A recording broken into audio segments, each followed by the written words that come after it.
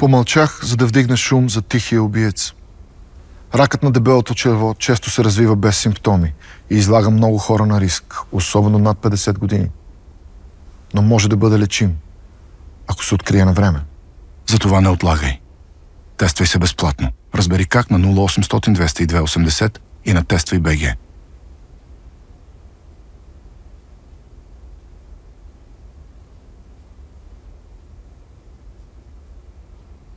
Ракът на дебелото черво твърде често протича без симптоми и засяга не само мъже, но и жени, особено над 50 години.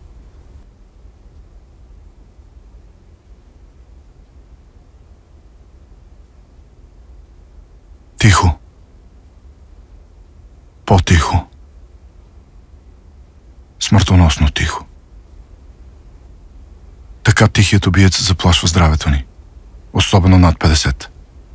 Ракът на дебелото черво често се развива без симптоми и е второто най-смъртоносно злокачествено заболяване в България.